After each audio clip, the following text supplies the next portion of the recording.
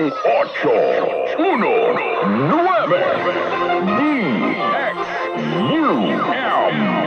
News and Public Affairs. Sa Davao City, 819 DXUM. At oras alas 12:30.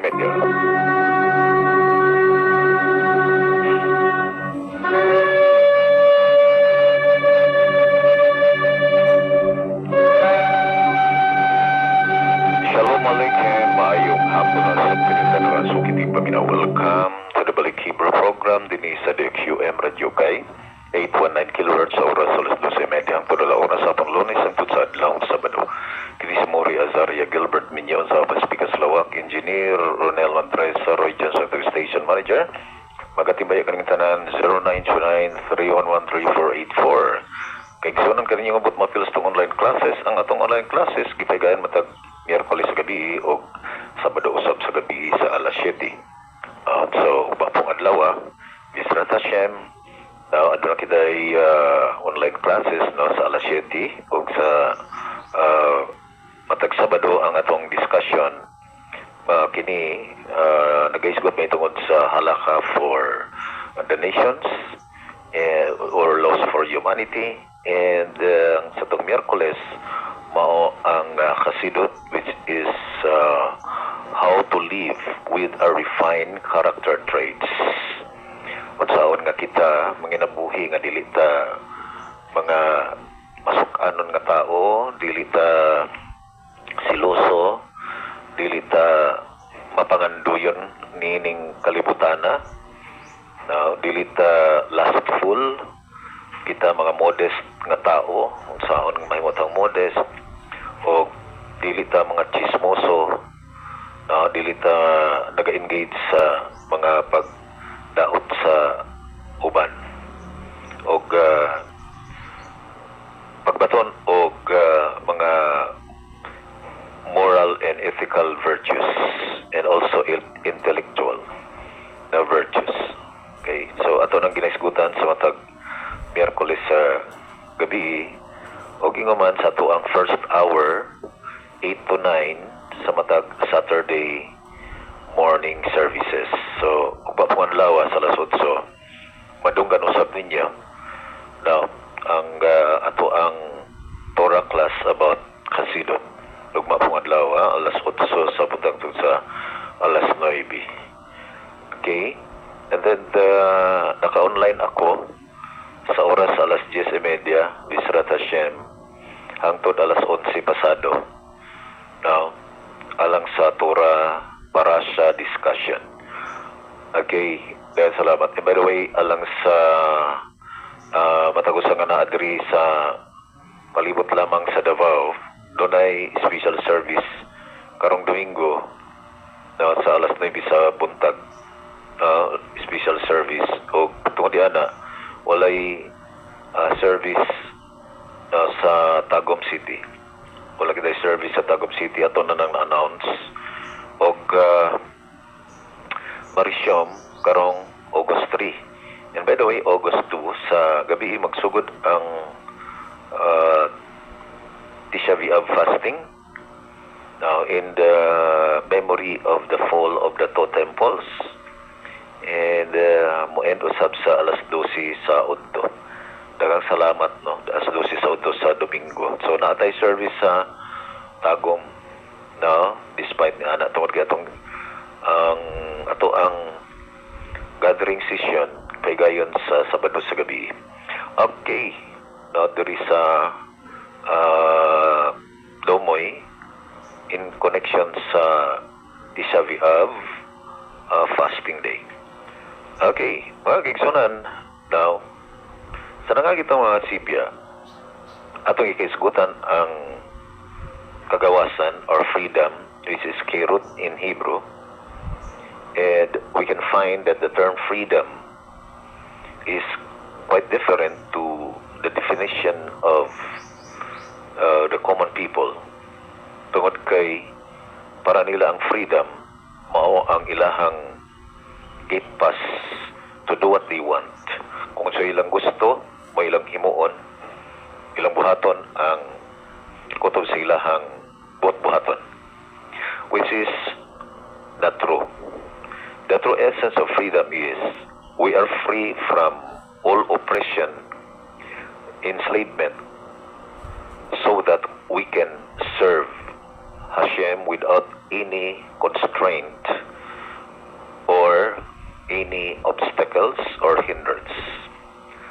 So, makita na to ang picture sa pagpanggawas gikan sa Egypt nga sila nakagawas ang Israel gikan sa oppression ni Pharaoh ug sa mga Egyptians.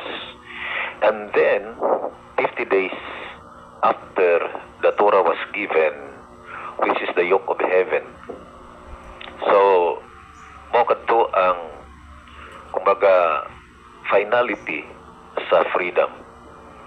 Ug ngano man nga ang tao kung siya mo-accept sa Torah o tutuman sa Torah, makadawat siya og kairut or freedom na sa takna nga iyang isangon ang yugo sa kalangitan at gikaisgutan nga ang avoidance of the transgression of the laws for humanity kini siya mahimong hingpit pinaagi lamang sa pag accept o ang pag-apply sa Torah. Tungod kay adunay mga tao nga dili man siya dautan nga tao, pero dili po siya righteous. Gitawag siya boor, and ang boor na tao nga without any Torah knowledge, and sama sila sa uma nga wala kini gidaro, uma nga bantok or uma nga walay production. Ina ang mga poor o ang mga crude personality usab maong mga tao nga diin aduna sila'y virtue, both ethical and emotional virtue. Apan ang problema, it is not completed. Wala kini mamahingpit. And then, ang mataong mga wise kakam, maong mga tao nga diin, aduna sila intellectual virtue, ug doon na usab sila gitawag og ethical virtue, ug ilang gi-perform ang mga buta nga ilahang nasayran. And then, aduna gitawag og kasid, pious or devoted. Unsa man ang kasid?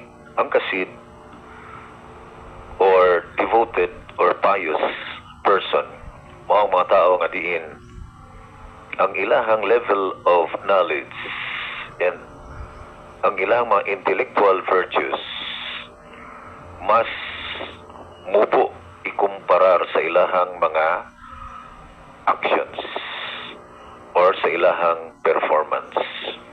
That means mas milapaw ang ilahang righteous deeds compare sa ilahang level of intelligence.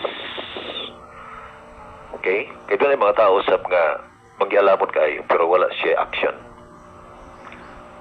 Whereas ang taong kasid, mga tao nga manggialamon ug unya ang ilang action is greater than their wisdom, understanding, and knowledge. Og inana ang usa sa mga character traits nga diin qualified nga mo-appeal sa Messianic era. Ang tao nga diin ang iyang character traits refined, maong mga tao nga candidate for the Messianic era. Tungkol kay sa Messianic era, walay mga taong palaaway, walay mga taong mga taong nga mga masuk-anon, mga taong nga mga libakira, walay mga taong nga gusto og sabok, walay taong mga lustful, walay tao nga mga tapulan. I'm talking about laziness. I'm talking about laziness in spiritual aspect. Tulog kayo doon mga tao, kugihan kayo. Kugihan kayo silang trabaho. Na busy kayo. But they are so lazy when it comes to prayer, biraka, and Torah study. Okay, so still they are considered as lazy person. Now, so, ang Torah, naghatag ka na to og freedom. Gikan sa judgment and also punishment due to the violation or transgression sa mga established nga rules for humanity. Nagigsunan ang atuang tagan karon og focus mao ang freedom from lies. The Torah will give us freedom from all lies. The word lies or falsehood in Hebrew is sheker. And the term sheker is composed of 3 Hebrew letters, Shin, Kof, and Resh. Whereas the opposite of sheker is truth. And the word truth in Hebrew is emet. Still, it is composed of 3 letters in Hebrew, and that is Aleph, Mem, and Tav. What is the distinction? Kabalo mo sa mga Hebrew letters, na sila mga secrets that only the wise can see and only the wise can understand. Ang Emet, Aleph, duha siya tiil. Therefore, Aleph is balanced. Dili siya matumba o dili siya dependent sa uban. Kung magawa siya kinahanglan og sandigan tungod kay ang Aleph can stand with its own feet. Therefore, Aleph is balanced. And that is the first letter of the word truth in Hebrew, Emet. Emet is Aleph, which is a balanced letter. And it can stand alone without any help from other letters. Okay? And then secondly, Mem. Mem is the middle part or the middle letter of the Hebrew alphabet, 22 Hebrew alphabet. And the Mem is also composed of 2 legs that make the Mem stand alone without any help. And kini mao ang ikaduhang litra sa pulong truth, Emet in Hebrew. And the third is Tav. And the term Tav, the letter Tav, still has 2 legs. And it is the final letter of the Hebrew alphabet, whereas the Aleph is the first letter of the Hebrew alphabet, and the Mem is the middle part of the Hebrew alphabet. Okay, so Emet, we can find na sa litra pa lang, ang Emet is independent, and Emet is balanced, and Emet can stand alone. Emet is truth from the beginning, because Aleph is beginning, and Mem is the middle. That means it is truth down to the middle, and balanced and true up to the end. If that is the truth, kung tinuod na siya, so kanto pagsugod, mauna na siya. Walay truth nga bago. Kaya kung bago na siya, dili na siya truth. Because the truth, especially about the Creator Himself, it is not new. It must be ancient. Ang tinuod, kinahanglan ancient. Kinahanglan antique. Nga naman tungod kay truth is connected to the Creator of the universe nga gitawag sa mga common tao o God. He is the Elohim Creator, as mentioned in Genesis 1, verse 1, Bereshit bara Elohim et hashamayim ve'et haaretz. So we can find na truth must be true from the beginning. Kinahanglan tinuod siya sukad pa sa sinugdanan. O tungod diana, mga kaigsunan ko, makita nato na ang opposite sa truth, emet, is sheker in Hebrew. And the letter shin, kof, and resh, all of them, sila nga mga tulo ka litra, puros usaray tiil. That means, ang sheker, falsehood, they cannot stand alone. They can only stand if there are others supporting them. That means, wala sila kakayahan nga mubarog. Wala sila kakayahan nga mubarog sa ilang kagalingong tiil. Why? Tungod kay isa lang ilang tiil. No, minudog ko sa usa ka Gentile sa time nila ni Shammai og ni Hillel, blessed memory. Mingon siya, pwede ba ko tudluan niyo tura? Mingon siya kay Shammai. Tudluin ako tura nga akong itindog isa lang katiil. That means, itudlo ni matanan sa iya ha. Samtang nagtindog siya usaray tiil. Itulak siya ni Shammai, ngayon, you are not worthy to be taught that way. Kay una, gusto nimo nga instant, gusto nimong dali-dalion ang pagtudlo nimo. Gusto ka nga karon dayon ma-convert ka sa Jewish system. So dito siya kay Hillel. Can you teach me Torah and convert me while I'm standing with my one leg? Mingon si Hillel, what do you don't want to do? Don't do it to others. And the rest is commentary. Unsay dili nimo gusto, ayaw himo sa uban. Og ang uban pa, kini siya mga commentary, mga opinion sa mga tao nga nagusisa og nagtuon. Ngano man ang itulak siya ni Shammai?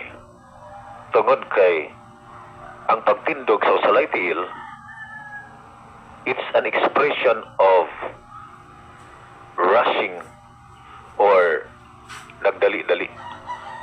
No? Impatient. Isa lang yatil. Nagpasabot nga, di siya kadugay. Di siya kadugay tindog kay isa naman yatil. Maupod mga kaigsunan, no? Maupod nga ang matag usa, dili ta ka kung naa ka sa falsehood or lies, dili ka kabarog kung ikaw ra usa. Ngano man, tungod kay sama ka sa shin, kof, o gresh nga usaray tiil.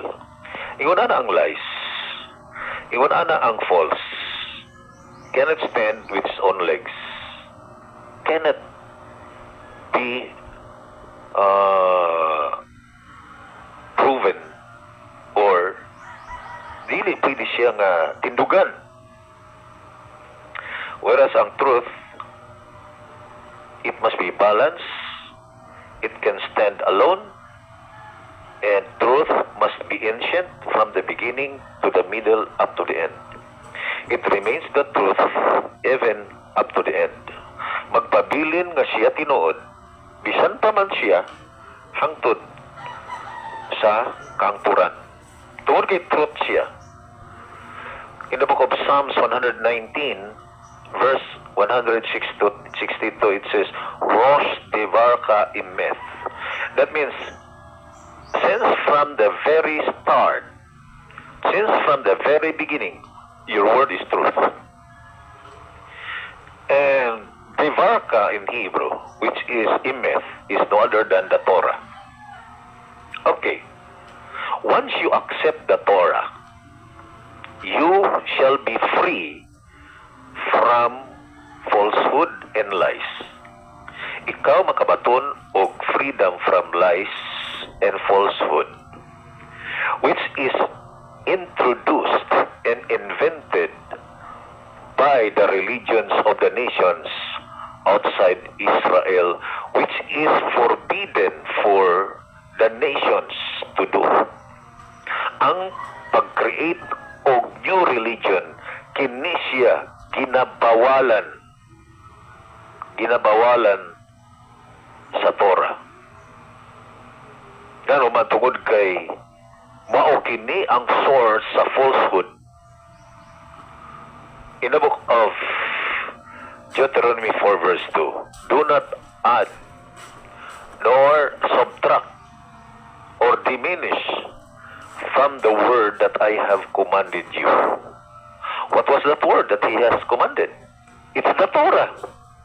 What was that the bar? It's the Torah. Ang Torah nga mao ang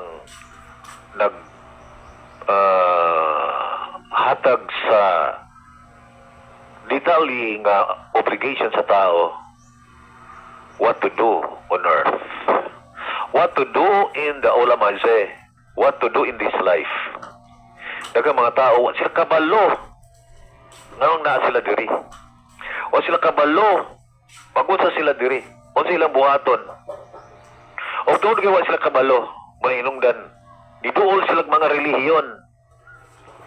Ngano man tungod kay wala sila'y lingaw. Wala sila'y laing activity. Kay kung nagtuon na siya Torah o kung ni-accept na siya Torah o nag-practice na siya Torah, never nga modangop na siya mga religions nga gi-invento sa mga nations because he can evaluate and he can discern what is truth and what is lie, what is false. So if a person carries the yoke of the Torah, then he shall be free from lies and falsehood. Okay, pangutanan ninyo na kanang mga milyon-milyon nga mga membro sa mga religion. Pangutan na daw na sila. Hundreds of thousands diri sa Pilipinas. Pangutan na daw na sila. Kabalo ba sila Torah?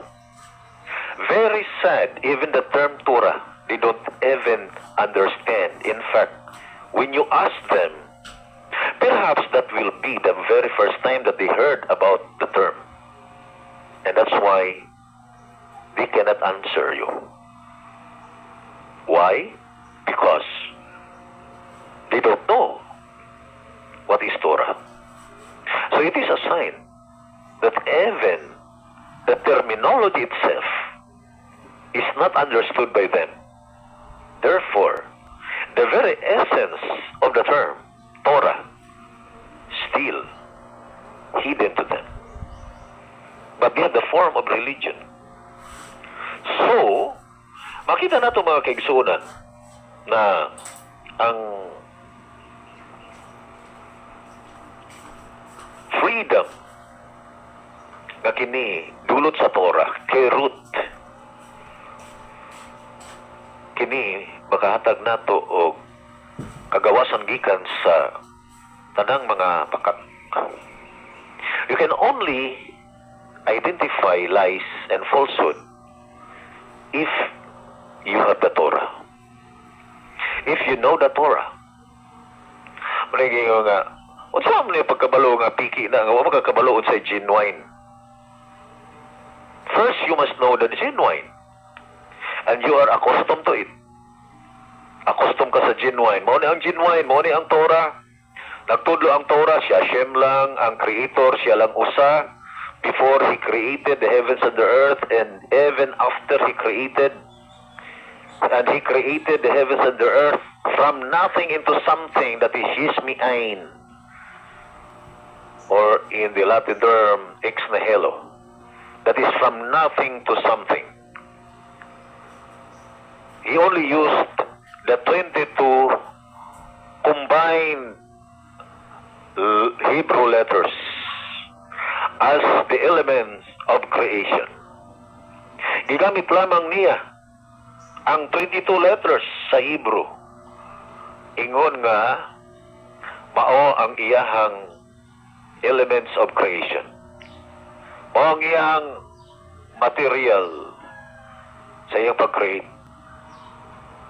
Vayomer Elohim, Yihi-ur, Vayhi-ur. And Elohim said, let there be light, and there was light. The very words that He pronounced were Hebrew words. Mga Hebrewanong pulong. Ako naluoy ko, naipastor na dunggan ako sa radyo, insya. Wa magita kabalood sa giyong lingwahe sa atong Ginoo. In town po. Pero sultihan ta mo, dili mo dapat manudlo. Wa may kakabalo. No? Kaya bisan sa kabugo, sa magtutudlo, naarabag di mo tuo. Labi na tagaan mo pamiliti, pahulamon ni mo bugas, or pahulamon ni mo ipalipog tinapa, naaman jud mo tuo. Mo na nga, kung wala ka kabalo, ay panudlo. No? Study, learn. And how to study? Ask the concern. Ask the true teacher. Pangutana mo sa tinod nga magtutudlo. Ayaw pangutana ng mga di tinuod. Para nga, dili mo tudlo ang bakak. Pangutana ta sa dili bakakon. O ang dili bakakon, mga Jewish people lang. Tungod kay sila ang guardians of the Torah, which is the only truth from the beginning to the middle up to the end, and the only freedom that can be experienced by those who carry the yoke of the Torah. Kita makadawat o kagawasan gikan sa bakak. Panahon na, balik na sa Torah mga kaigsunan, kaninyo nga mapapil sa atong mga services, na pangunta na lang mo, asa mo dapit, kung natay mga kaubanan na din ha, o kung layo kayo mo, nyawa mo'y community, dapat na-engage mo sa online classes. Matag Sabado sa gabi o Miyerkules sa gabi. Again, mga kaigsunan nga taga-tagom, wala kita'y services karon Domingo, pizza 27, tungkol kay doon na kita'y special services kay gayon diri sa Davao. Karong umabot nga pizza 2 sa August, mao ang sinugdanan sa mao ang sugod sa pag fasting for the Tisha B'Av fasting. Sa ngalan sa itong partner speaker sa Lawak, Engineer Ronel Mantresa, Regions at Station Manager, kini si Mori Azaria Gilbert Minyo sa Magin Tanan. Shalom Aleichem, Billy Proud.